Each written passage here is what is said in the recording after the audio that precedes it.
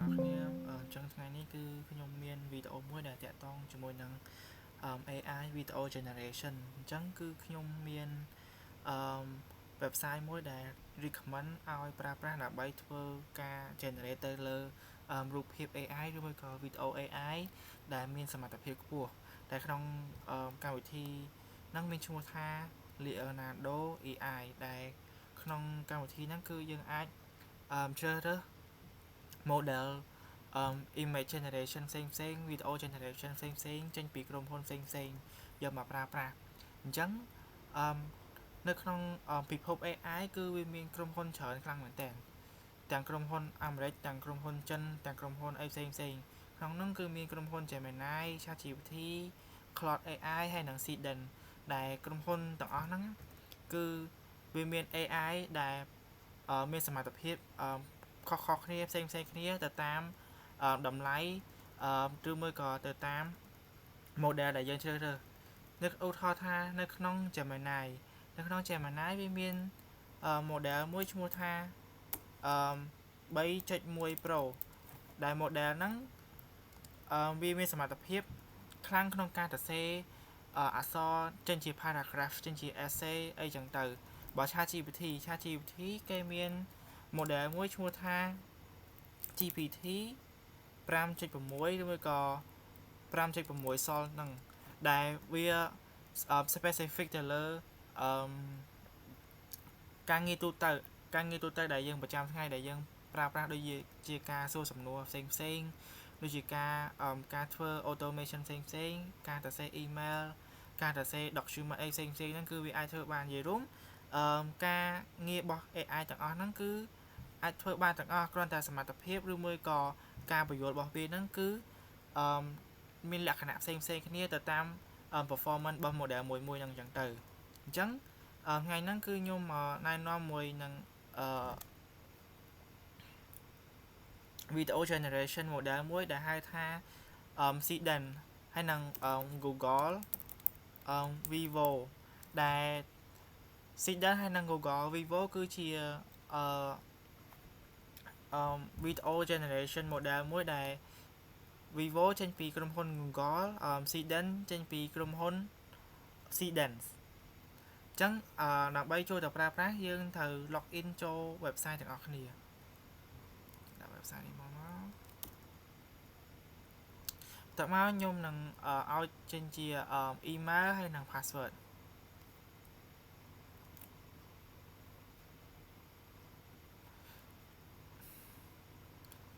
អញ្ចឹងពេលដែលយើងចូល website ហ្នឹងយើងត្រូវជ្រើសរើស option sign in with Canva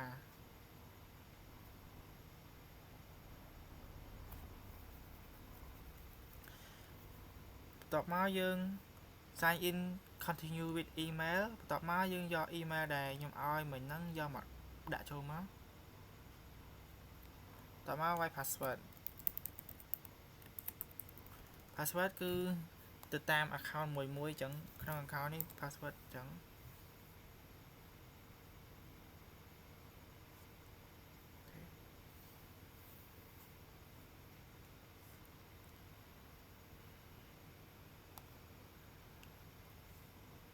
អូខេអញ្ចឹងពេលដែលមាន account ហើយនៅក្នុង app Leonardo នេះគឺវាមិនមែនធ្វើការ generate រូបភាពឬមួយក៏ video free ទេគឺវាត្រូវការ credit ក្នុងការ generation រូបភាពឬមួយក៏ video ទាំងអស់ហ្នឹងហើយការ generation រូបភាពឬមួយក៏រូបមួយហ្នឹងគឺវា cost credit ហ្នឹងទៅតាមសមត្ថភាពទៅតាម model របស់AI ដែលយើងជ្រើសរើសអញ្ចឹងបើសិនជាយើងចង់ប្រើប្រាស់នៅ video generation គឺយើងចុចកន្លែង video នេះមកបន្ទាប់មកយើងត្រូវជ្រើសរើស model នៅក្នុងនេះនៅក្នុង app Leonardo AI ហ្នឹងគឺមានផ្ដល់ជម្រើសឲ្យច្រើនខ្លាំងមែនទែនដូចជាជម្រើសទី1 Google Omni Flash ដែលមកពីក្រុមហ៊ុន Google Seedent មកពីក្រុមហ៊ុន Seedent នេះហើយនឹង Van មកពីក្រុមហ៊ុន Alibaba អីចឹងទៅអញ្ចឹង model នៅក្នុងហ្នឹងគឺវាមានសមត្ថភាពខុសគ្នាទាំងអស់ហើយតម្លៃវាក៏ខុសគ្នាទៅតាមសមត្ថភាពរបស់វាដែរ ឧទាហរណ៍ថាmodel របស់ក្រុមហ៊ុន Google អញ្ចឹងទៅ model របស់ក្រុមហ៊ុន Google គឺបើយើង generate រូបភាព6វិនាទីវា cost វាគឺ600 credit អញ្ចឹង credit total របស់យើងដែល plan essential របស់យើងនេះគឺមានតែ8500 credit ទេអញ្ចឹងនៅពេលដែលយើង generation មួយគឺយើងត្រូវគិតដល់ credit របស់យើងដែរបើយើងបន្ថែម duration របស់វីដេអូនឹងឲ្យកាន់តែវែងមានន័យថា credit វាក៏កាន់តែថ្លៃជាងនឹងដែរអានេះឧទាហរណ៍នៅក្នុង model របស់ Google ទេបើសិនជា model ផ្សេងជាងនឹងទៀតដែលមានសមត្ថភាពខ្លាំងជាងនឹងគឺវានឹង cost របស់វាគឺនឹងថ្លៃជាងនឹងទៀតហើយចំពោះ recommendation របស់ខ្ញុំគឺបើសិនបើអ្នកទាំងអស់គ្នាប្រើប្រាស់prompt ជាភាសាខ្មែរខ្ញុំ recommend ឲ្យប្រើប្រាស់នៅ Google Gemini Omni Flash ដោយសារ Google Gemini Omni Flash គឺនៅពេលដែល generation ជា AI video និយាយភាសាខ្មែរមកមាត់វានឹងស៊ីនជាមួយនឹងភាសាឬមួយក៏ស៊ីនជាមួយនឹងសម្ដីដែលតួអង្គនិយាយហ្នឹងគឺបានល្អហើយនឹងនិយាយភាសាហ្នឹងបានច្បាស់ល្អអញ្ចឹងខ្ញុំឧទាហរណ៍មួយដើម្បីឲ្យងាយស្រួលក្នុងការប្រើប្រាស់ខ្ញុំមាន prompt មួយដើម្បីដាក់ឲ្យ AI ប្រើប្រាស់គឺ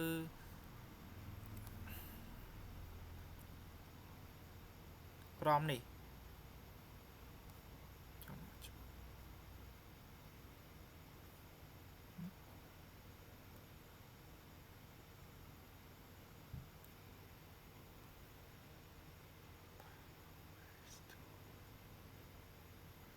ឃើញពណ៌យ៉ាងអត់ឃើញកន្លែងនេះ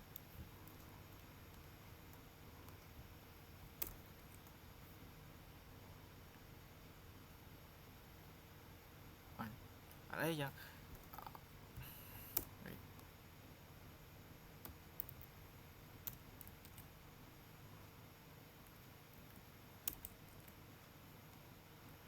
អូខេ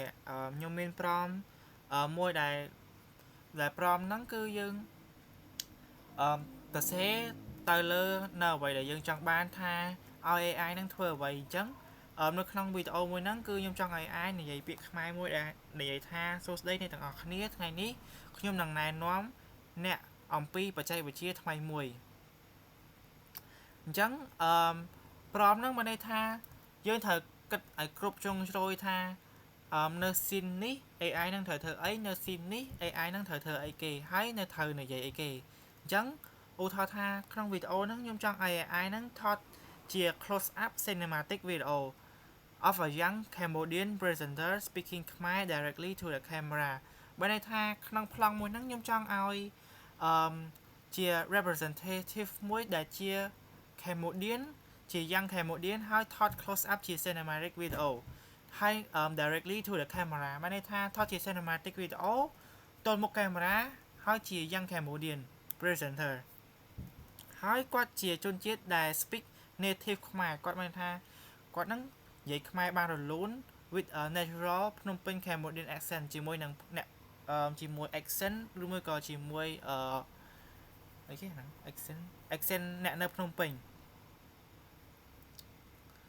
ហើយក្នុងនេះគឺជា prompt ដែលជា warning សម្រាប់ AI កុំឲ្យធ្វើនៅលើសអ្វីដែលយើងអត់ចង់បានឧទាហរណ៍ថាយើងអត់ចង់បាននៅ English speak ឬមួយក៏អត់ចង់បាននៅ subtitle ក្នុងវីដេអូហ្នឹងទេអញ្ចឹងយើងដាក់មកបើសិនជាយើងអត់ចង់បានឥឡូវខ្ញុំប្រើប្រាស់ prompt ហ្នឹងដើម្បី generate វីដេអូមួយ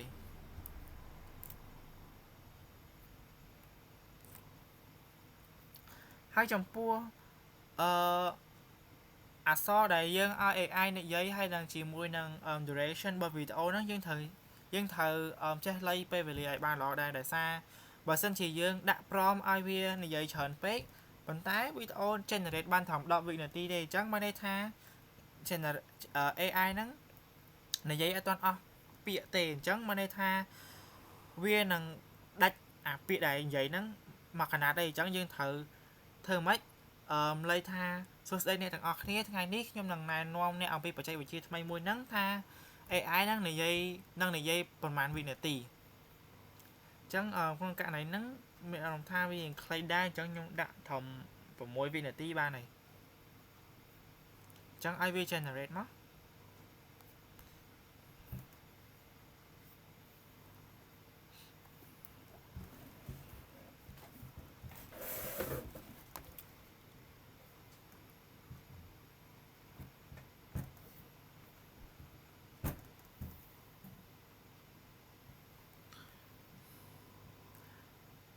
ក្នុងការ generate ហ្នឹងគឺវាអាចស៊ីពេលទៅតាម prompt ដែលយើងដាក់ទៅតាម configuration ដែលយើងដាក់ហើយនឹងទៅតាម model ដែលយើងជ្រើសរើសផងដែរ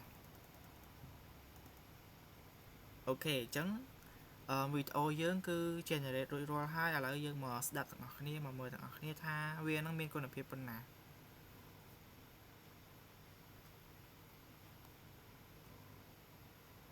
សួស្តីអ្នកទាំងអស់គ្នាថ្ងៃនេះខ្ញុំនឹងណែនាំអ្នកអំពីបច្ចេកវិទ្យាថ្មីមួយអូខេអញ្ចឹងមកន័យថាយើងបានgenerate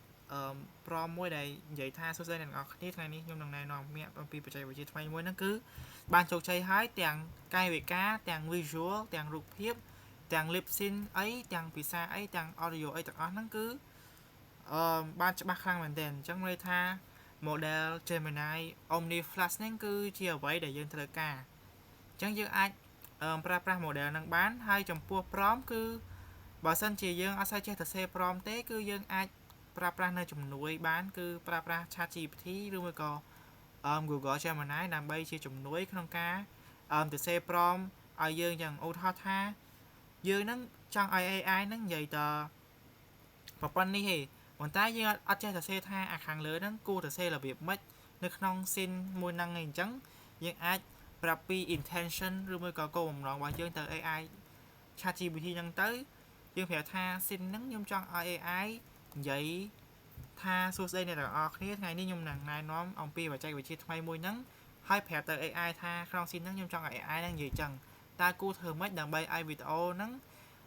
និយាយបានល្អឬមួយក៏អត់និយាយទៅនិយាយជាភាសាខ្មែរបានល្អអញ្ចឹងទៅ Yes ចំពោះកម្មវិធី Leonardo AI ហ្នឹងគឺយើងអាចរកបាននៅCreative Studio ដែលមាននៅក្នុង website kx.creativestudio-studio.blog ហ្នឹងគឺយើងអាចរកបាននេះដោយ Leonardo AI គឺ